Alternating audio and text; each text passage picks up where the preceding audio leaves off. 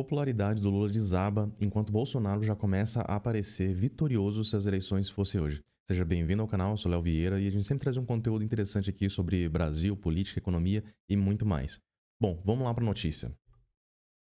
Desaprovação a Lula dispara por frustração com a economia, diz pesquisa. Se a gente vai aqui.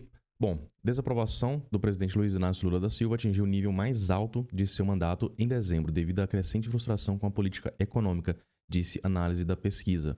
E aí a gente vê que a desaprovação chegou a 49,8 e a aprovação 47,8. Isso antes de. Essa pesquisa aqui não computou ainda a revolta do Pix, que está acontecendo agora. As pessoas estão revoltadas com aquele monitoramento mais apurado da Receita Federal para movimentações mensais de até R$ 5.000. Então as pessoas já estão começando a ficar preocupadas. Tem muita gente, inclusive alguns comércios que estão já voltando atrás com essa questão de aceitar o Pix. Estão colocando que não aceita mais Pix, não aceita cartão, tudo só em dinheiro vivo. E isso está gerando um desgaste ainda maior do governo atual. E na questão de dezembro, por conta da economia, essa explosão que o dólar teve por conta da recusa do governo federal de cortar gastos de fato, mandou um projeto de lei para o Congresso lá, sendo que o próprio governo, o próprio Lula, poderia estar cortando, reduzindo ministérios, demitindo cargos de confiança, que são muitas vezes inúteis, só serve para encher a máquina pública. E aí ele não quer fazer isso, simplesmente jogou para o Congresso e o mercado, percebendo isso, ficou revoltado e muita gente está tirando dinheiro aqui do Brasil. Em grande parte dessa questão desse aumento da desaprovação é isso. E hoje a gente percebe aí a inflação, os produtos estão ficando cada vez mais caros e os números que o IBGE lança não condizem com a realidade, com aquilo que a gente vê. Isso também gera muita insatisfação e descrença também por parte da população. Quando a gente vê aqui também, na Paraná Pesquisas, nos cenários aqui, Lula versus Bolsonaro, isso com o Pablo Marçal, se ele estivesse concorrendo, isso no primeiro turno.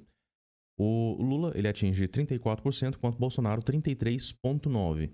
E aí, cabe a gente levantar também, muita gente acha que o Marçal é de direita, que veio ajudar. Ele se diz um cara contra o sistema, mas a gente percebe que ele está muito próximo do João Dória, utilizou a equipe de marketing dele e tá seguindo os mesmos passos. E até hoje eu não vi nada que o Paulo Marçal realmente tenha feito para poder contribuir com a direita. Inclusive, na eleição de São Paulo, ele, quando não venceu, ele ficou isento ali, sendo que sempre existe um pior. Então ele tá se colocando como um isentão, se colocando junto com Dória, junto com o MBL, esse pessoal que se dizia de direita, mas na realidade não pratica, não ajuda, não fortalece nada da direita. Então a gente tem que tomar muito cuidado com relação a isso. E nesse cenário a gente percebe que ele se candidatando, se ainda tendo o Bolsonaro como candidato, ele atrapalha a direita. Importante a gente ressaltar esse ponto aqui. Agora, sem Paulo Marçal, Bolsonaro já ganha logo no primeiro turno. Né? Não atinge mais de 50%, mas ele sai daqui do primeiro turno vitorioso. E o mais interessante é que, mesmo se em um cenário como esse, o Paulo Marçal estivesse concorrendo junto com o Bolsonaro, ele atrapalha a direita, mas no segundo turno, Bolsonaro consegue vencer do Lula. É claro, vai colocar que Bolsonaro ainda está inelegível, são outras pessoas que podem concorrer, pode ser a Michelle, pode ser o Tarcísio. Inclusive, existem esses cenários aqui, por exemplo, a Michelle, ela não chega a vencer o Lula no segundo turno, só que a Michelle é um nome que ainda nunca fez campanha, né? Ainda está longe do pleito eleitoral. Então, logo hoje, sem fazer campanha, sem falar nada, ela já está no protagonismo, quase a margem aqui, chegando muito próximo do Lula.